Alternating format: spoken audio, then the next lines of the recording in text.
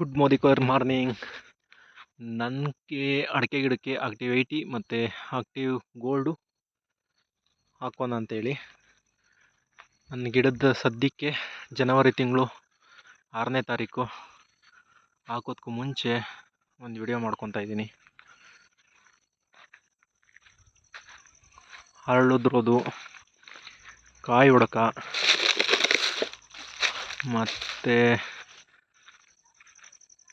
ನೋಡ್ಬೋದು ಕಾಯಿಗಳೆಲ್ಲ ಎಷ್ಟು ಸಣ್ಣ ಇದೆ ಅಂತ ಹೇಳಿ. ತುಂಬ ಸಣ್ಣ ಇದೆ.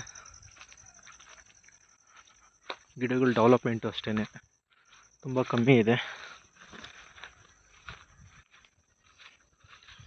ಆಮೇಲೆ ಈ ಹೊಂಬಾಳೆ ನೋಡ್ಬೋದು, ಎಲ್ಲ ಡಲ್ ಆಗಿರೋ ಥರ. ಹೊಂಬಾಳೆ ಓಪನ್ ಆಗಿಲ್ಲ.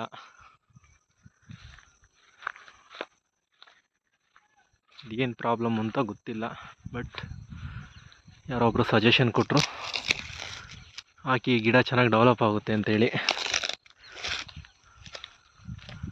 ಹಂಗಾಗಿ